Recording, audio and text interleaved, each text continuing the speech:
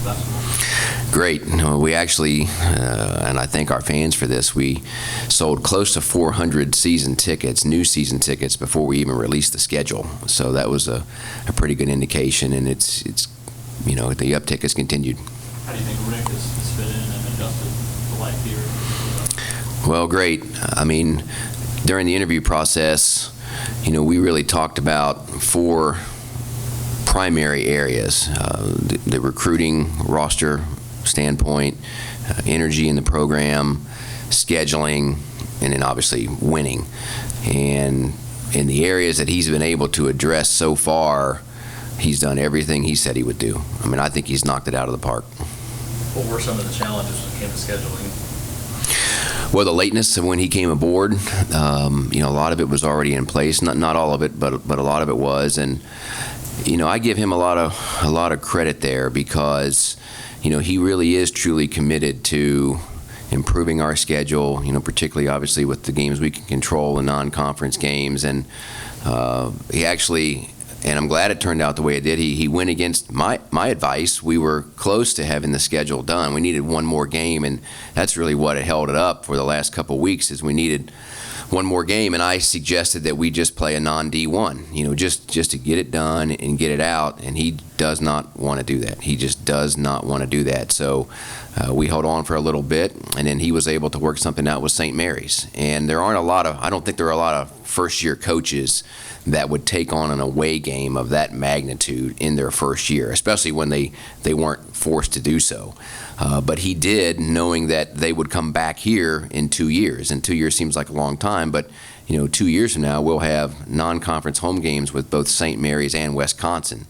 And that's really what we're trying to build toward, is to have those kind of non-conference teams come to Diddle Arena. Any of the players come to you at all and talk about their adjustment with him?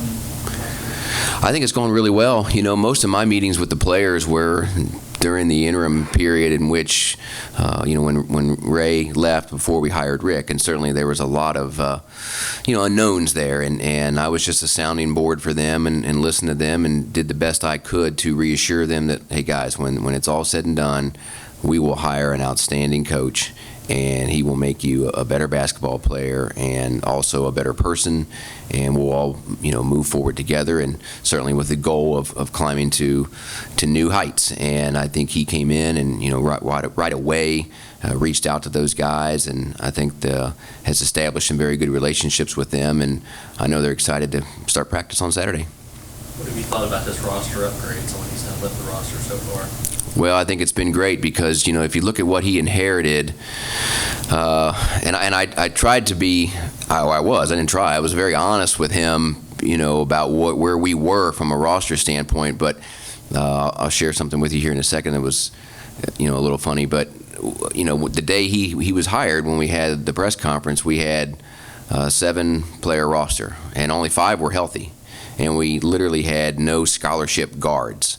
And he wanted to have those guys play that day just to kind of see them, but we didn't have any guards, so we really had to round up some guards just to have a scrimmage that day. So that just gives you an indication of really where we were back in March. And again, to his credit, like I said, we could have, on the scheduling side, we could have plugged in a non-D1 and been done a few weeks before, but he did not want to do that.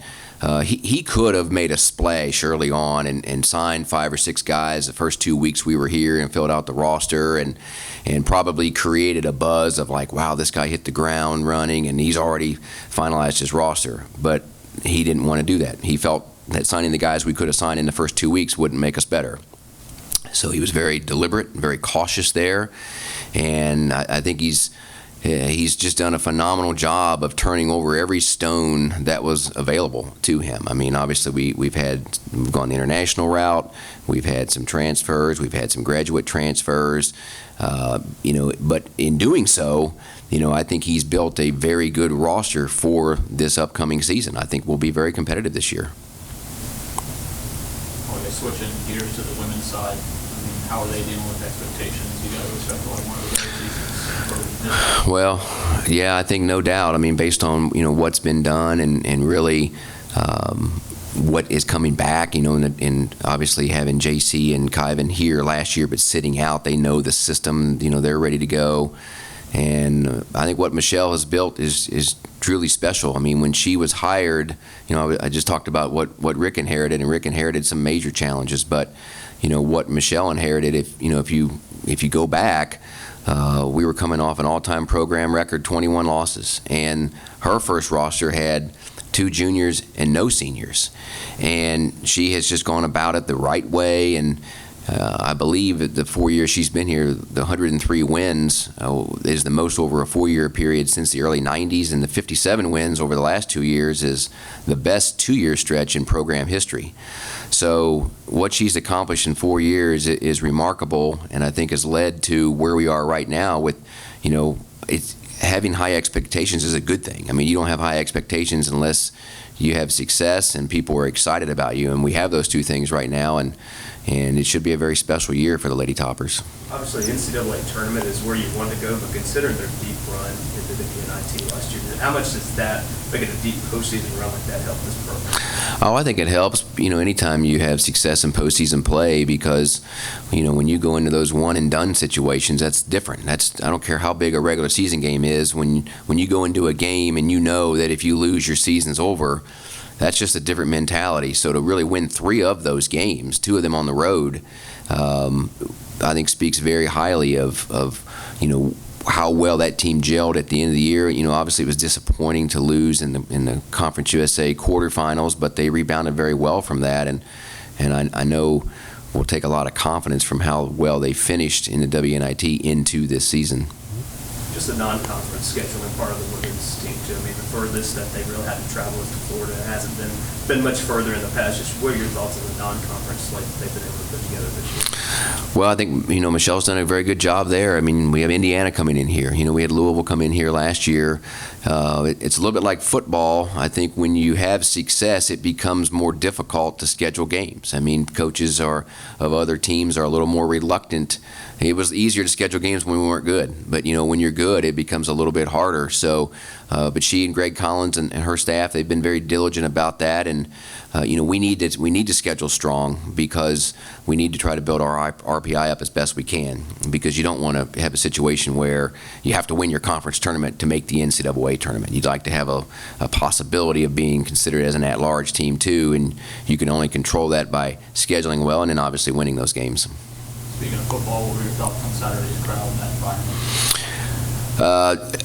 Can't say enough about the people in our community and our students. I mean, it was just an awesome atmosphere. I mean, driving in here, being on campus 5 hours before a game, I'd never seen it have that kind of feel before, where people were here that early and that excited about the football game, and it was a sea of red, and obviously a record crowd, and really a very historic day. The outcome was disappointing. I think we're past the point of moral victories as a program, so that was disappointing, because I know everybody feels that was a game we could have won, but it certainly wasn't for a lack of preparation or effort, and we have a very resilient group, and I know they'll bounce back.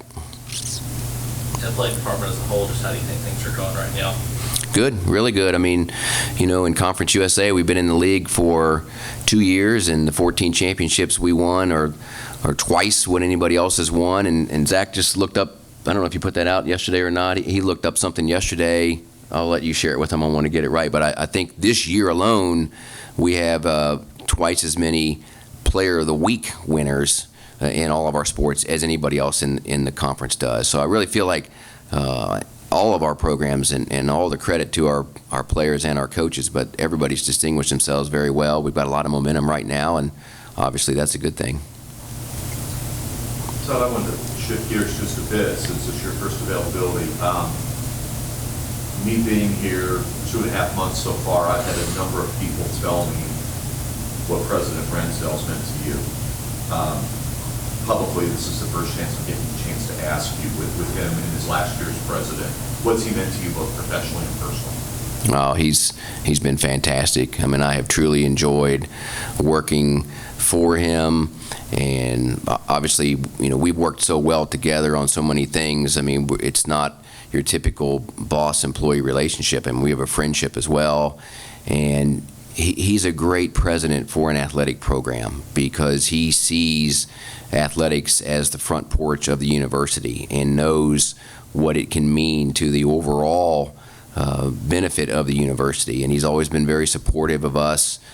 He's our biggest fan, probably. I mean, he's really at every event that he can be at. He's very heavily scheduled, but he does a great job of making it to our events, and our coaches know that, and our athletes know that. And he's had quite a run. You know, you don't see a 20-year tenure very much in this business, but certainly if you look at where Western Kentucky was back in as a university back in 1997 and where it is today, speaks volumes as to the incredible job that he's done. You worried about? Go ahead, I'm sorry. You worried about who the next president? Well, there's always a known versus the unknown, but you know, we've got a great group of our board of regents are really great, and they also, I mean, I've really enjoyed working with them. They also have been very supportive of me and us and everything we're doing in athletics, and they see the value of a strong athletic program, and I'm confident that, you know, they'll make a very strong hire and hopefully enable us to continue the momentum that we have. With the rebidding of the practice facility, any concerns about that start date or construction date can push back a little bit or anything like that? Well, that's kind of out of our hands right now. You know, an RFP is out there, and we'll just have to let that process play its way out, and then based on how that plays it out, we'll determine, you know, the answer to your question in the time frame. Todd, get back to Rick. You used the phrase that you felt that he's really knocked it out of the park. Does part of the reason you feel he's knocked it out of the park is the unique situation he came in? I'm sure in your time, you've not seen a basketball coach have to go through something like this. Right. I mean, you know, every time we talked, and I've said this before, but I mean, every time we got off the phone, I had a bounce in my step. I really did, because he was coaching another team. You know, he had a huge role with the Texas A&M program, and we were very respectful of that. So I had to talk to him when he was available to talk. Sometimes it was 7 in the morning, sometimes it was 11 o'clock at night, sometimes it was for 10 minutes, sometimes it was for an hour. You know, it just varied.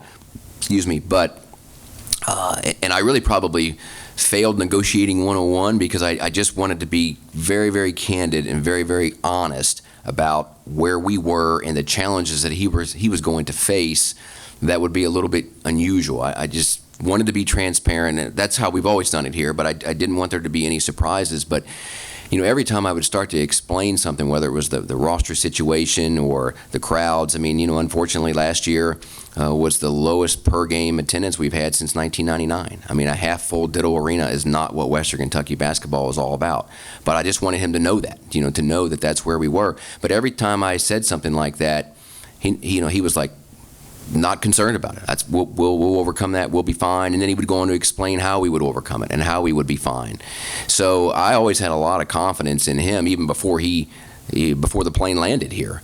But then once he got here, he hit the ground running, and he really has done a phenomenal job in every aspect. And I think you guys feel it. You see just the overall feeling, I think, and excitement about Western Kentucky basketball that we have right now that we really haven't had in a while. Any other questions for Todd?